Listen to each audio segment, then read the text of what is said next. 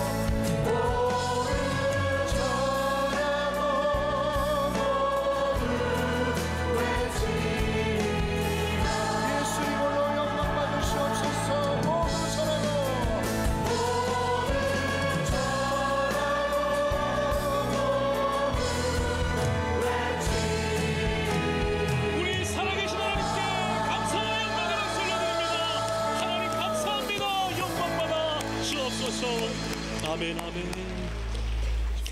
전능하사 천지를 만드신 하나님 아버지를 내가 믿사오며 그 외아들 우리 주 예수 그리스도를 믿사오니 이는 성령으로 잉태하사 동정녀 마리아에게 나시고 본디오 빌라도에게 고난을 받으사 십자가에 못 박혀 죽으시고 장사한 지 사흘 만에 죽은 자 가운데서 다시 살아나시며 하늘에 오르사 전능하신 하나님 우편에 앉아 계시다가 저리로서 산자와 죽은 자를 심판하러 오시리라.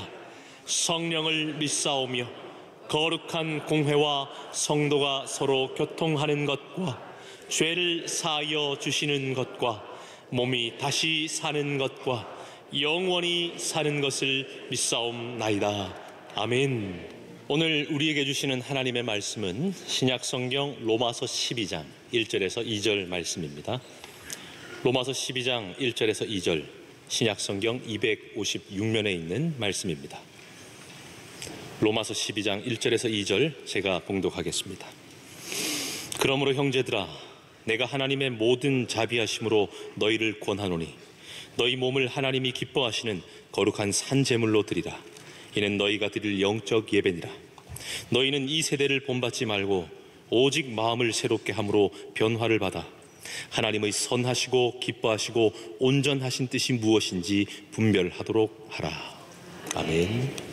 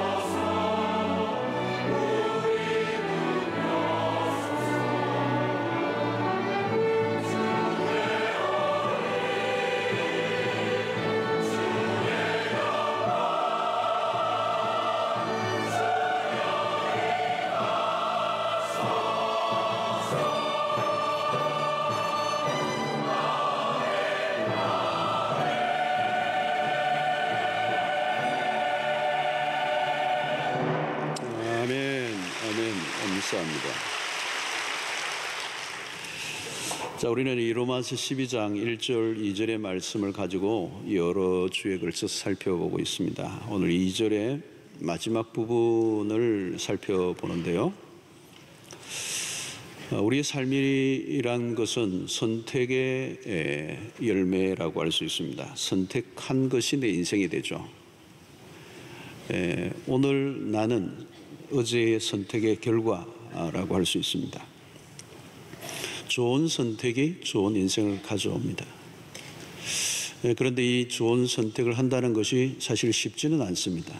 특별히 오늘날 같이 혼란스러운 시대 속에 바른 선택한다는 거 굉장히 어렵습니다. 어떤 경우에는 뭐 이래도 저래도 괜찮은 선택들이 있죠.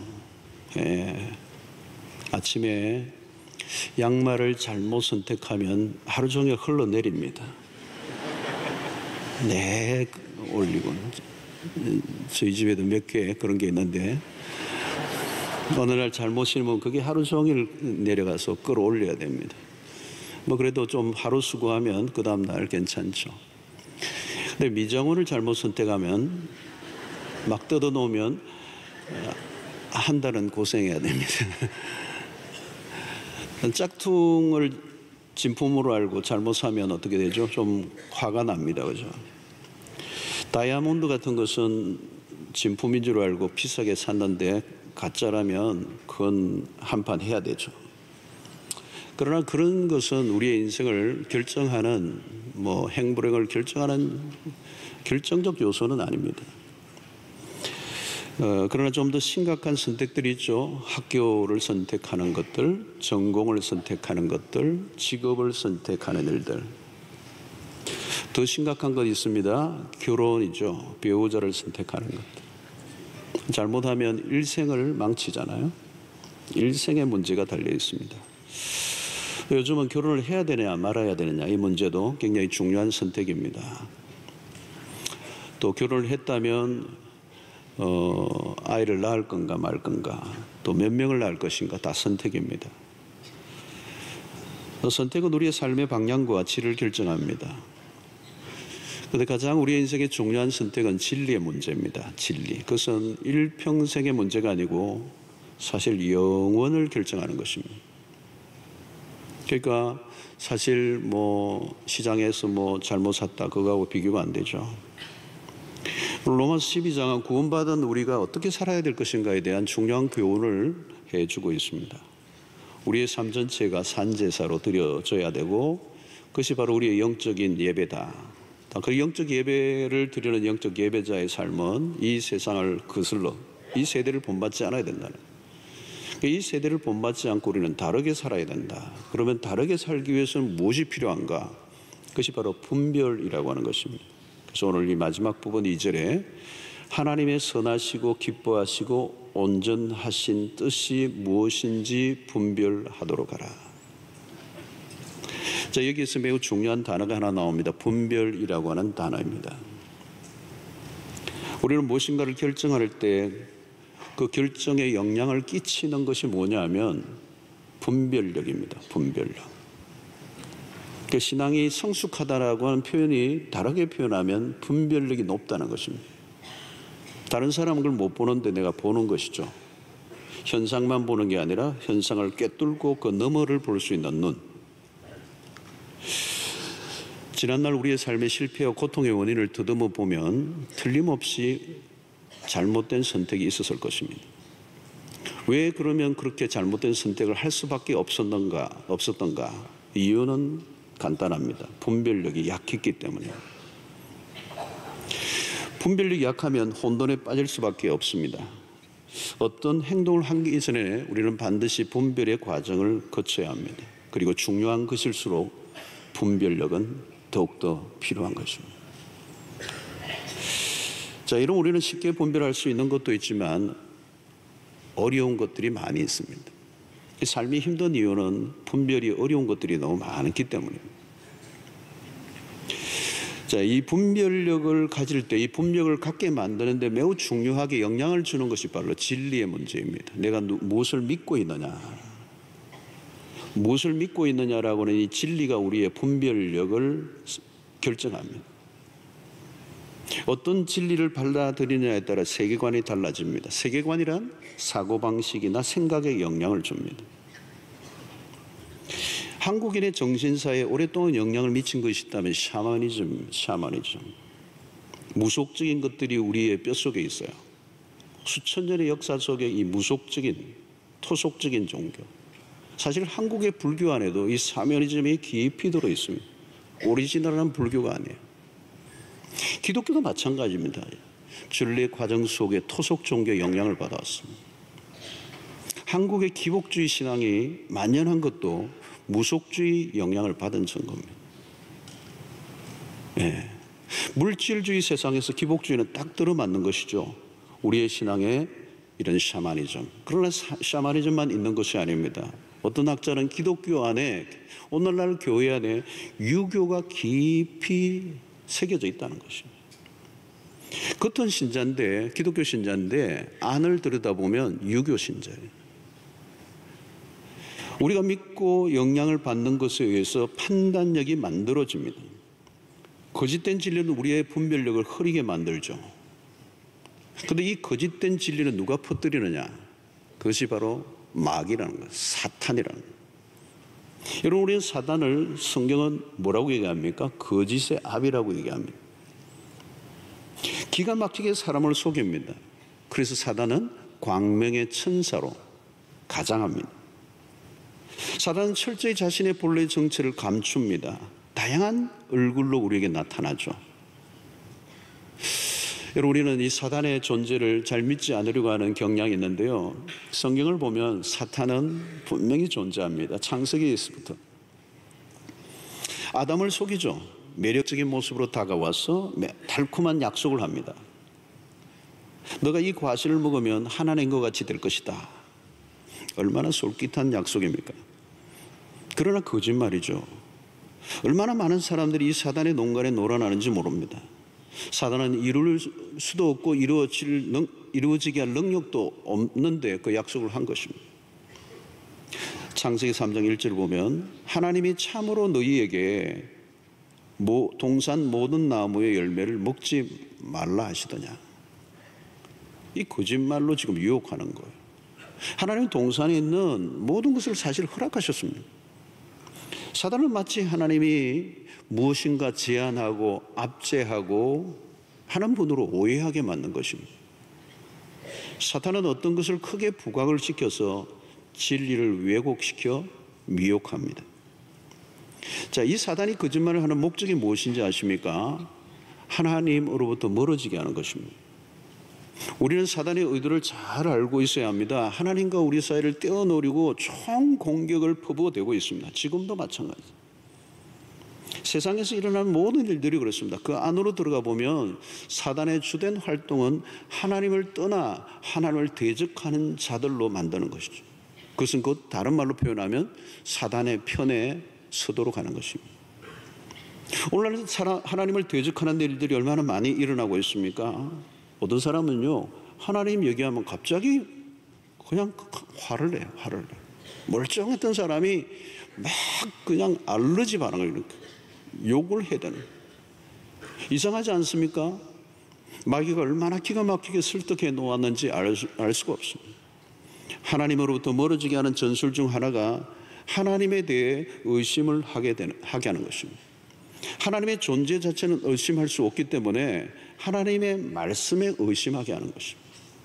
여러분, 욥이 고난을 당할 때 사단이 속삭이죠. 하나님은 너를 저주했다고. 우리의 삶이 힘들 때 성령은 격려하시지만 마귀는 하나님의 사랑을 의심하게 만듭니다. 하나님을 믿지 말고 너가 알아서 하라는 거예요. 최종적으로는 하나님의 권위에 대한 도전입니다. 하나님의 존재를 무시하고 예배의 대상이 하나님이 아니라 인간이 만들어 놓은 것으로 대체시키려 하는 것입니다. 지금도 마귀는 너가 하나님이 되라. 여러분, 세상 속에서 벌어지는 오늘날의 현상을 보십시오. 너가 하고 싶은 것을 하라. 너가 욕망하는 것을 억제하지 마라. 남이 뭐라고 하든 너가 좋은 대로 해라. 너가 유명해지고 너가 높아지고 너가 중요하고 너가 최고고 너를 만족시켜라는 거예요. 여러분, 사단은 한두 사람을 속이는 것이 아닙니다. 이 시대를 속이면서 사람들로 하여금 분별력을 흐리게 만들고 하나님으로부터 멀어지게 만들고 그러므로 말미암아 선악에 대한 분별력이 없게 만들고 자기 자신이 스스로 모든 것을 선택하여 살아가도록 만드는 것입니다. 오늘 우리 시대는 어느 시대보다 이 사단이 활발하게 활동하고 있는 시대고 노골적으로 하나님을 대항하는 시대를 우리가 살고 있습니다. 하나님의 자리에 인간이 만든 갖가지 철학과 신념과 이념과 사상으로 현혹시키고 있습니다. 거짓의 세상 안으로 사람들을 끌어들여 사람들로 하여금 멸망의 길로 이끌어들이는 겁니다. 여기에는 무엇입니까? 그 진리로부터 떼어내어 비로소 인간들에게 바른 판단력을 갖지 못하도록 만드는 것입니다. 여러분, 교회 아니라고 해도 안전지대는 아닙니다. 오늘 종교개혁 501주년 기념주일입니다. 중세기에 종교개혁이 일어났던 이유가 무엇입니까? 잘못된 교리로 백성들의 눈을 어둡게 만들었습니다. 그때는 이 성경을 들고 다니지 않았습니다. 성경을 대중에 읽지 않았습니다. 라틴어로 기록된 이 문자를 대중은 읽을 수가 없었어요. 그러니까 잘못된 교리를 가르치는데도 분별할 수 있는 눈이 백성들에게 없었어요.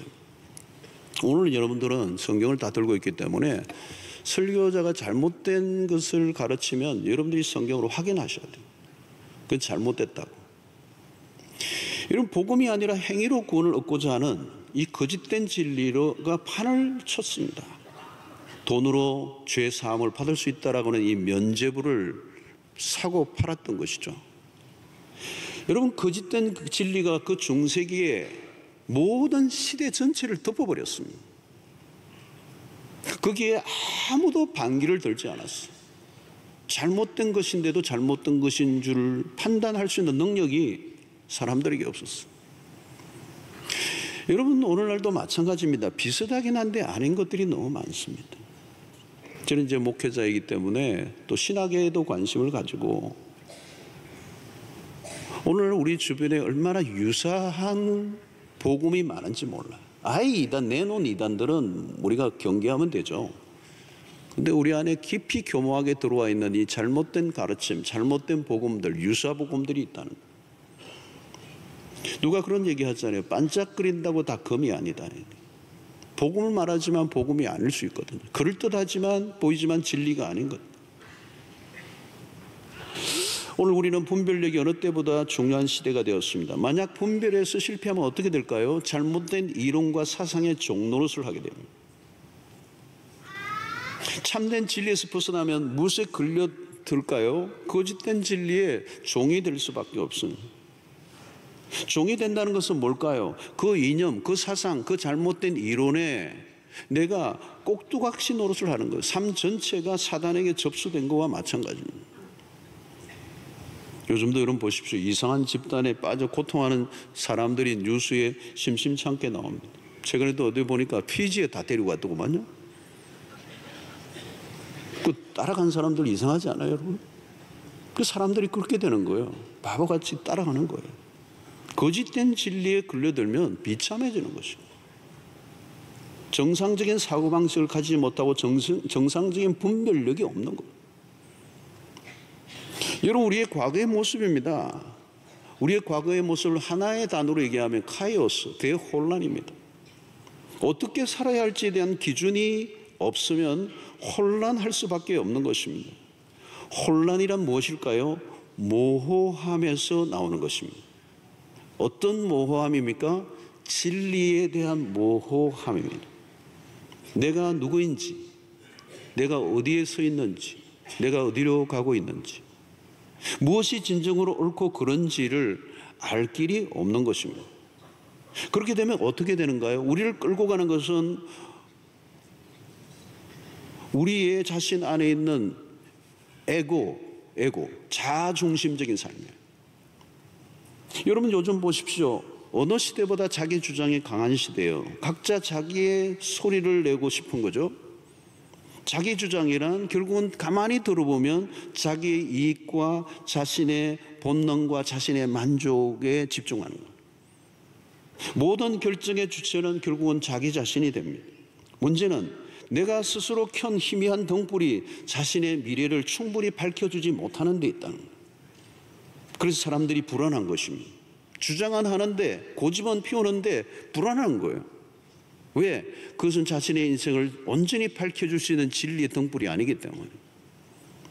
사단은 그럴듯한 약속을 하지만 결국 노리는 것은 인간을 고통과 저주로 몰아넣는, 거짓을 따르면 그 길은 영생이 아닌 영원한 형벌인 것입니다. 사단의 전모가 무엇인지 분명히 안다면 우리는 분별력이 얼마나 중요한가를 깨달을 수가 있습니다. 영적 분별력을 가지고 세상을 주의 있게 보아야 우리는 미혹을 당하지 않을 수가 있습니다. 이제 우리는 진리 앞에 분명히 예스라고 말할 수 있는 용기, 그리고 거짓된 것에 대해서 우리는 분명하게 노라고 말할 수 있는 용기를 가져야 됩니다. 오늘 우리 시대의 신앙인으로 절대적으로 요구되는 것은 용기입니다. 용기. 아닌 것을 가지고 너무 오래 고민하잖아요. 마틴 루터는 바로 종교개혁의 기치를 들면서 그런 용기가 필요했어요. 왜? 그것은 곧 자기를 죽음으로 몰아갈 수도 있는 엄청난 위협을 감수해야 되기 때문에 그랬습니다. 진리편에 선다는 것. 여러분, 우리가 주의를 지키는 것에 대한 분명한 기준을 가지고 살지 않으면 우리는 언제든지 이것이 흔들릴 수 있어요. 우리가 오늘 여러 가지 이 세상의 문화들이 우리를 밀고 들어와요.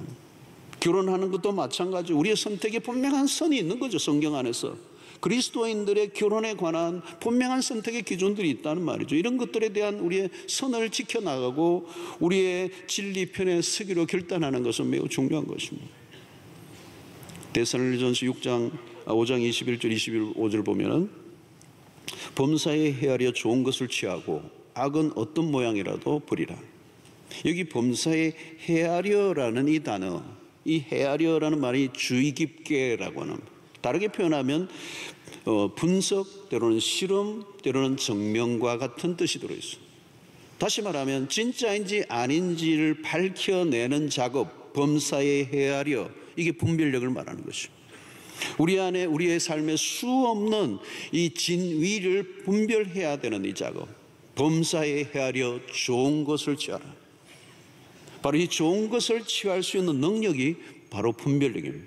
저는 이 분별력이 여러분들 모두에게 있게 되기를 주의 이름으로 축원합니다. 자, 바울은 분별의 초점을 가르쳐 주는데요, 마음을 새롭게 함으로 변화를 받아 라고 하는 이 부분과 다 연결이 됩니다. 여러분 2절을 보면 전부 다 1절과 2절이 아주 촘촘하게 연결되는데요, 마음을 새롭게 함으로 변화를 받아. 변화를 받으면 자연스럽게 우리의 눈이 열립니다. 어떤 것에 눈이 열릴까요? 바로 그것이 하나님의 뜻인, 하나님의 뜻. 바울은 오늘 이 본문에서 하나님의 선하시고 기뻐하시고 온전하신 뜻이 무엇인지 분별하도록 하라. 분별의 목적은 분명합니다. 하나님의 선하시고 기뻐하시고 온전하신 뜻이 무엇인가, 그것을 아는 것입니다. 여러분, 우리의 삶에 매우 중요한 것은 모든 것을 다 알아도 하나님의 뜻을 모르면 소용이 없어요. 하나님의 뜻이 무엇입니까? 이것은 간단하게 넘어갈 주제는 아니에요. 그래서 우리 다음 주간에 구체적으로 살펴보려고 합니다. 주기도문에서도 우리 주님이 우리에게 기도를 가르치실 때 아주 중요한 앞부분에 뭡니까? 뜻이 하늘에서 이룬 것 같이 땅에서도 이루어지이다. 우리의 기도에 아주 우선적으로 해야 될 기도가 뜻이, 하늘의 뜻이 땅에서도 이루어지이다. 이 하늘의 뜻, 인간의 모사와 계획과 지식이 세상을 만들어가는 것이 아니라 그것보다 훨씬 더 큰 것이 있는데 바로 하나님의 뜻이다. 우리는 세상을 향한 하나님의 뜻을 먼저 알고 그 다음에 세상을 들여다보아야 세상이 이해가 됩니다. 여러분, 큰 그림을 보는 작업이죠. 큰 그림. 이 퍼즐을 만들 때도 아주 복잡한 것은 간단한 걸 만들 수 있지만 굉장히 작고 복잡한 이 퍼즐은 전체 그림을 보지 않으면 맞추기가 사실 쉽지 않은 경우가 많죠. 오늘 우리의 삶도 마찬가지입니다. 우리가 결혼을 하든 공부를 하든 사업을 하든 직장 생활을 하든 우리의 삶에 하나님이 그 일을 통하여, 그 자체가 목적이 아니라 그거를 통하여 이루어 가시고자 하시는 하나님의 큰 뜻을 먼저 발견하는 것, 여러분, 요셉의 생애 속에 그의 인생에 수없는 퍼즐들이 있죠. 사건들이 있는데 그는 먼저 큰 그림을 보았거든요. 하나님이 보여주신 꿈을 봤단 말이에요. 그 꿈은 요셉의 생애를 통하여 이루어 가실 큰 하나님의 뜻이 있었던 거죠. 그래서 요셉을 통하여 하나님의 그 이스라엘이라고 하는 민족을 태동시키는 역할을 하는데 이 요셉을 쓴 것이거든요. 그래서 그 풍년이 들고 또 그가 감옥 생활을 하고 수없는 일들을 하지만 그 고난의 여정 속에서도 그 형들을 미워하지 않고 그 모든 일들을 감당할 수 있었던 것은 하나님의 큰 뜻, 이스라엘을 이루어가고자 하는 하나님의 큰 뜻을 그가 보았기 때문에 그가 낙심하지 않고 승리할 수 있었던 것이죠. 여러분, 우리가 성경을 읽을 때 가져야 할 매우 중요한 관심은 하나님의 뜻입니다. 다른 말로 하면 하나님의 의지, 하나님의 이루어내고자 하는 의지, 하나님의 God's will이라고 하는 것이죠.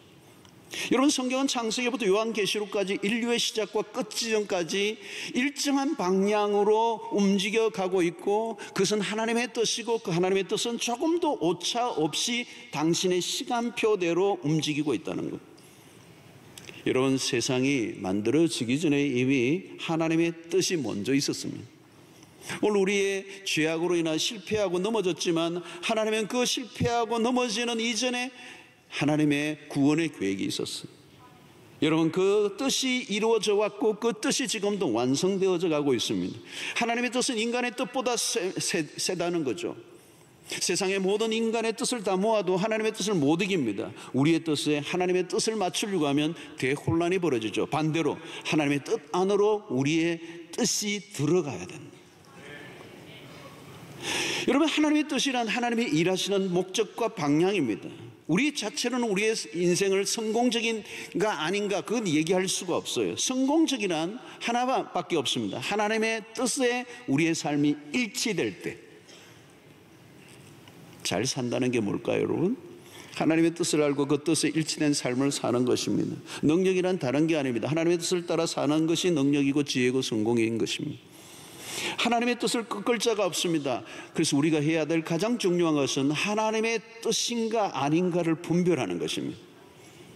예수님의 생애를 보십시오. 그는 온전히 하나에 집중하고 있습니다. 그는 아버지의 뜻에 집중합니다. 요한복음 6장 38절을 보십시오.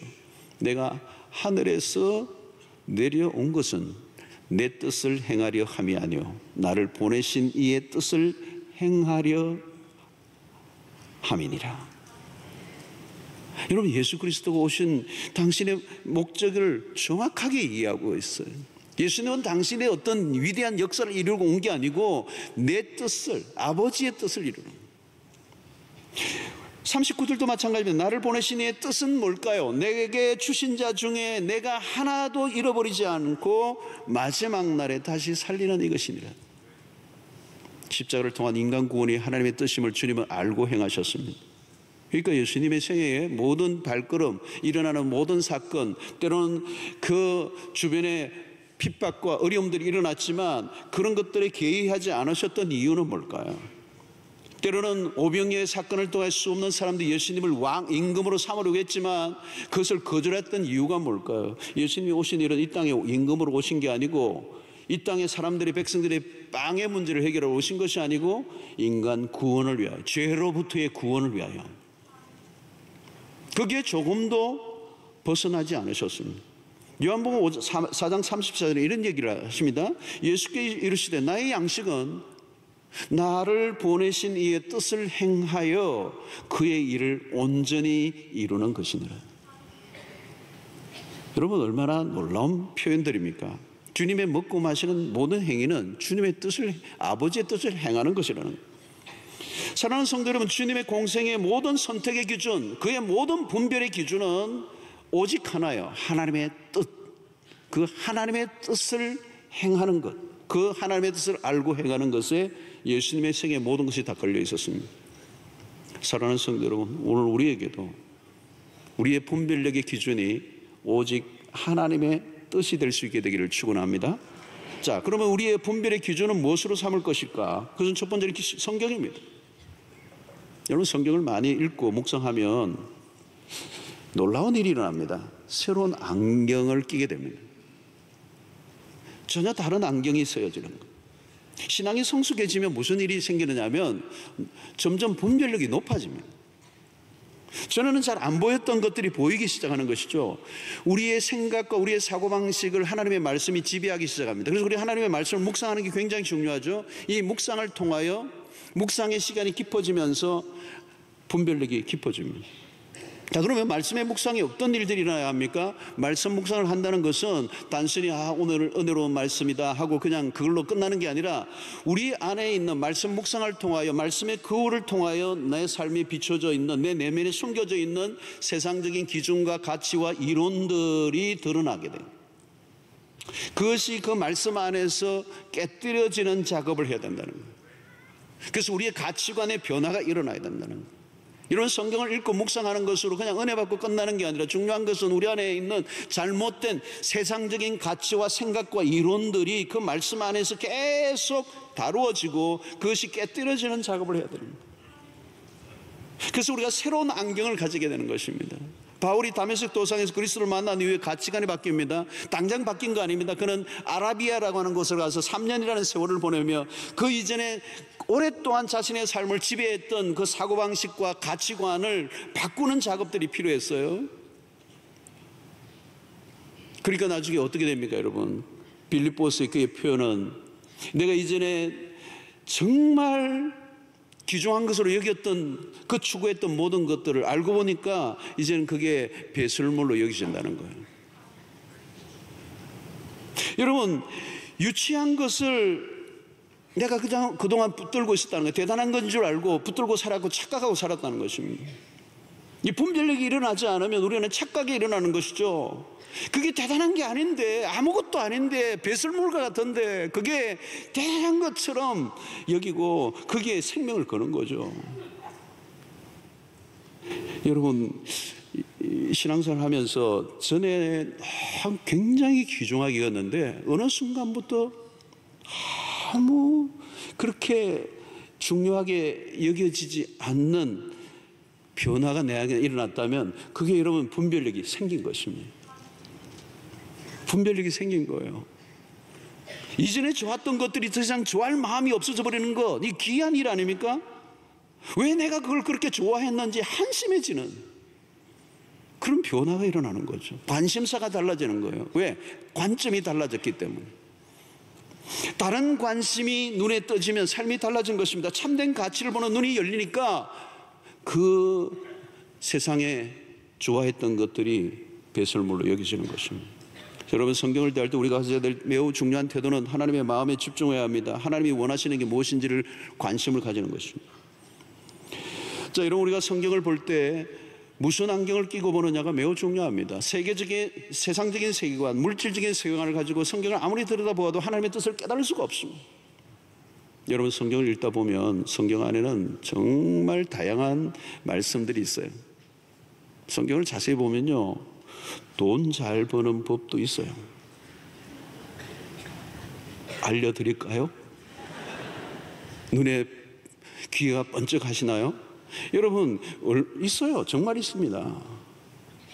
금남세 때 우리 남성들 금요일 아침에 성경 공부하는데 그때 제가 따로 알려드리도록 그렇게 하겠습니다.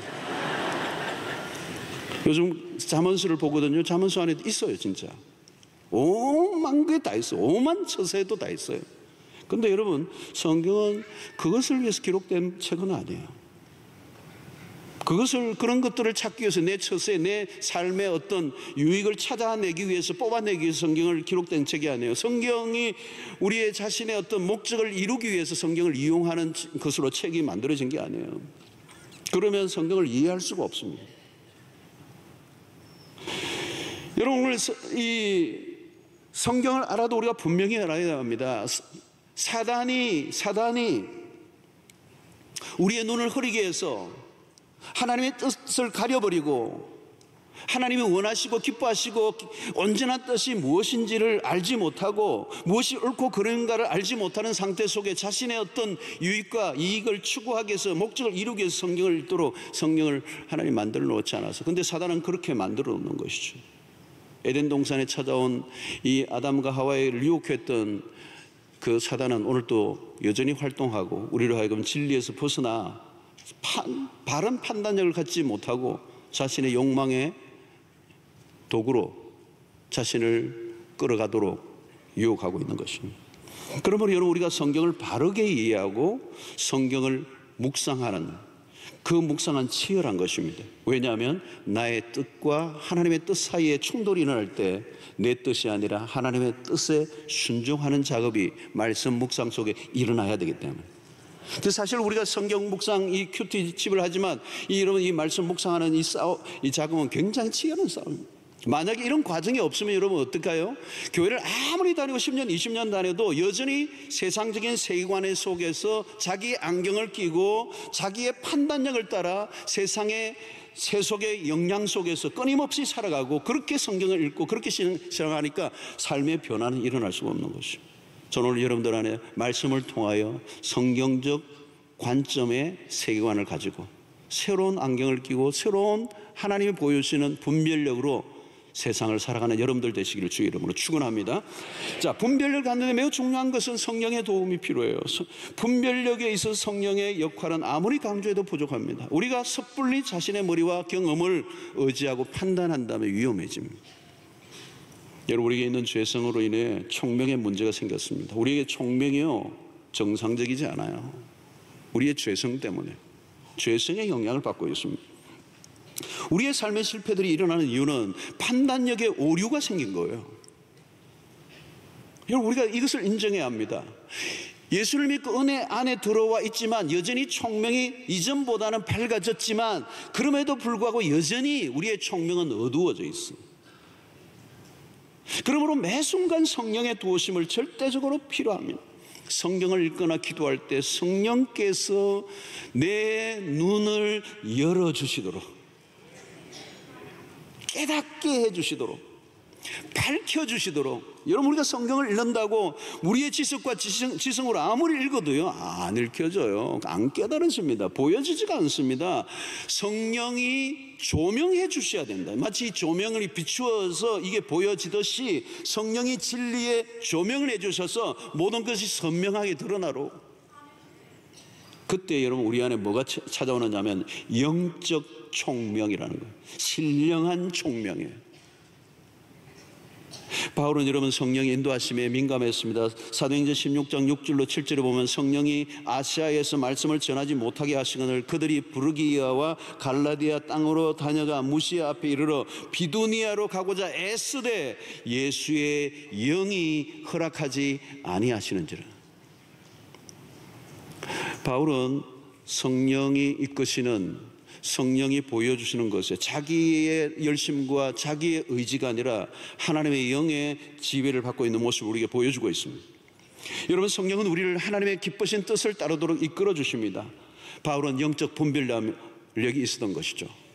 빌립보서 2장 13절을 보면 너희 안에서 행하시는 이는 하나님의 신이 자기의 기쁘신 뜻을 위하여 너희에게 소원을 두고 행하게 하신다.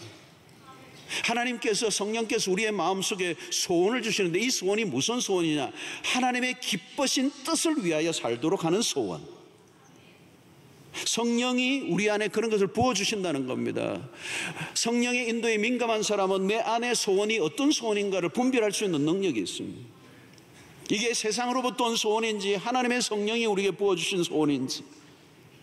여러분, 우리 안에 있는 끊임없는 에고가 있습니다. 에고이즘이 있잖아요. 여러분, 우리 안에 끊임없는 자기 욕망, 자기 중심적으로 살아가려고 하는, 자기 뜻에 철저히 추구하려고 하는 이 뜻이 우리 안에 있는 것이죠. 이 뜻과 하나님의 뜻과 충돌이 계속 일어날 때 우리는 성령의 말씀하심에 귀를 기울이고 거기에 민감하여 반응할 때 우리의 온전한 선택을 하게 되는 거죠. 여러분, 이것은 하루아침에 일어나는 일이 아닙니다. 굉장히 많은 세월 동안 시간을 보내야 됩니다. 하나님과 기도하며 성령의 소리에 귀를 기울일 줄 아는, 그래서 그 성령에 민감한 이 훈련이 하루아침에 일어나는 것은 아닙니다.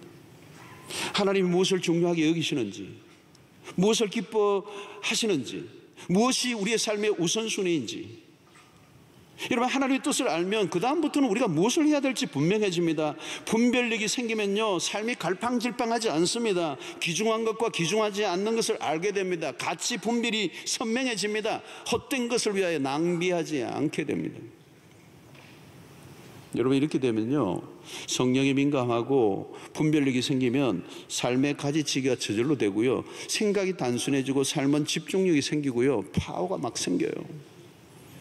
영적 분별력을 가지는 일은 우리가 해도 되고 안 해도 되는 그런 일이 아닙니다. 성도 여러분, 이 일을 위하여 우리가 관심을 갖고 영적 분별력을 갖기 위해서 끊임없는 하나님과의 교제를 통하여 이 영적 분별력이 깊어지는 은혜가 있게 되기를 축원합니다. 여러분, 말씀과 기도를 꾸준히 하십시오. 건강한 공동체 안에 좋은 교제권 안에 들어가시기 바랍니다. 여러분, 사랑방에 들어가셔서 함께 하나님의 뜻을 나누셔야 합니다. 우리가 이사를 하든 어떤 것을 결정하든 그 결정의 과정 속에 하나님의 뜻이 맞는지, 이것이 정말 하나님이 기뻐하시는 일인지 끊임없이 점검해 보아야 합니다. 여러분, 혼자 있으면 안 돼요. 공동체 안으로 들어가셔서 자칫하면 나의 생각의 몰두에 빠져서 결정한 것은 아닌지 공동체 안에서 확인을 해 보셔야 합니다. 그러므로 건강한 공동체가 있다는 것, 건강한 사랑방 안에 가입해 있어서 활동한다는 것은 매우 중요한 겁니다. 여러분, 우리는 우리 자신을 잘 몰라요. 내 생각에 몰두해서 그게 옳다고 생각했지만 나중에 보면 그게 그릇된 판단에 나온 결정이 될 때가 많거든요. 그것이 우리의 삶의 오류를 만들어내잖아요. 사랑하는 성도 여러분, 우리는 세상의 사람들과 다르게 살아야 합니다. 세속의 우리 이 가치관들은 뭘까요? 성공이죠, 성공. 개인의 행복입니다. 물질적 풍요입니다. 자신의 욕망을 이루게 정신이 없습니다. 겉으로 보면 성실하고 열심히 살아가지만 어느 순간에 보면 다 위기에 빠집니다. 한계에 봉착합니다. 성도 여러분, 우리는 성공이 목표가 아니죠. 이 세상이 목표가 아닙니다. 우리는 거짓된 속삭임에 현혹을 당하지 않아야 합니다. 우리를 부추기는 세상의 소리에 귀를 기울이지 말고 우리를 향하신 하나님의 음성에 귀를 기울일 수 있게 되기를 축원합니다. 우리의 뜻보다 더 큰 뜻이 우리를 감싸고 있어요, 여러분. 우리의 삶을 아름답고 풍성하게 하는 것은 하나님의 뜻입니다. 크고 작은 선택의 순간마다 하나님의 뜻 앞으로 나아갈 수 있게 되기를 축원합니다. 하나님의 뜻인가? 하나님이 기뻐하시는 일인가? 하나님의 선하신 뜻인가? 하나님의 온전하신 뜻인가? 그 뜻에 과연 이 일이 부합한 것인가? 라고 하는 질문을 끊임없이 물으셔야 합니다. 묻고 또 물어야 돼요. 그때 우리는 이 세대를 본받지 않는 영적 분별력을 가진 삶을 살 수가 있게 되는 것입니다. 오늘 우리는 무엇을 따르고 무엇을 거부해야 되는지를 분명히 알아야 합니다. 우리의 갈 길을 밝혀주는 이 나침반은 바로 하나님의 뜻이기 때문에 말씀과 성령 안에서 기도함으로, 그리고 하나님과 끊임없는 교제 가운데 그 하나님의 뜻이 더 선명해진다면 그것보다 더 강력한 삶은 없을 것이라고 믿습니다. 혼란하고 거짓으로 가득 찬 세상입니다. 어둠이 짙어지고 있어요. 갈수록 분별이 어려워지고 있습니다. 영적으로 깨어있도록 힘쓸 수 있게 되기를 축원합니다. 분별력이 선택을 결정합니다. 선택은 곧 책임입니다. 우리는 언젠가 하나님의 심판대 앞에 설 것입니다. 영적인 분별력을 가지고 하나님의 뜻을 따라 살아가는 여러분들 되시기를 주의 이름으로 축원합니다. 우리 시간 하나님의 말씀을 생각하며 함께 합심하여 기도하는 시간을 갖기를 원합니다. 하나님, 내 눈을 열어 주소서. 분별력을 갖게 하소서. 하나님의 선하신 뜻을 분별케 하여 주십시오. 내 욕망과 내 뜻과 내 의지와 내 소원과 내 야망이 아니라 하나님의 뜻을 따라 살게 하여 주시옵소서. 그것이 승리의 비결인 줄로 믿습니다. 그렇게 살게 하여 주시옵소서. 오늘 나의 모든 행함이 하나님의 뜻에 부합한지를 묻고 또 물으며 살게 하여 주시옵소서.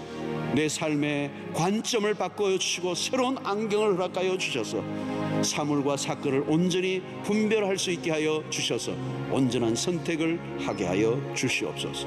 우리 함께 기도하며 나가도록 하겠습니다. 오 하나님 아버지, 감사합니다. 오늘 오늘 이 시간 하나님, 어지럽고 혼란하고 거짓된 것으로 가득 차 있는 이 세상 가운데서 우리가 온전한 분별력을 가지고 살아갈 수 있도록 은혜를 베풀어 주시옵소서. 하나님의 선하시고 기뻐하시고 온전하신 뜻이 무엇인지 분별할 수 있게 하여 주셔서 우리의 행위가 하나님 앞에 선하게 하시고 우리의 순간순간의 결단과 선택이 후회함이 없도록 은혜를 베풀어 주시기를 원합니다. 하나님, 거짓으로 가득한 세상입니다. 하나님은 온갖 세상의 이론과 철학과 사상이 난무하는 시대를 살고 있습니다. 하나님의 뜻만이 영원하고 그 뜻만이 완성될 것을 우리가 믿고 우리의 무엇을 행하든지 하나님의 뜻이 우리의 삶의 기준이 되게 하여 주시옵소서. 말씀과 기도로 성령 안에서 날마다 하나님의 말씀 안에서 하나님 우리가 온전하게 분별하며 살 수 있도록 도와주셔서 어둠 가운데 행하지 않도록 하나님 우리가 빛을 비춰주시고 우리의 가는 길을 열어주시고 우리가 하나님의 풍성한 은혜의 세계 속에 살아갈 수 있도록 하나님의 백성들을 축복하여 주시옵소서. 이제는 우리 주 예수 그리스도의 놀라우신 은혜와 하나님의 크신 사랑과 성령의 교통하심이 오늘 어지럽고 혼란한 시대 속에서도 하나님의 선하시고 기뻐하시고 온전하신 뜻이 무엇인지 분별함으로 하나님께서 기뻐하시는, 승리케 하시는, 풍성케 하시는 은혜를 맛보기로 결단하고 돌아가는 주의 백성들 머리 위에 지금부터 영원토록 함께 있을지어다. 아멘.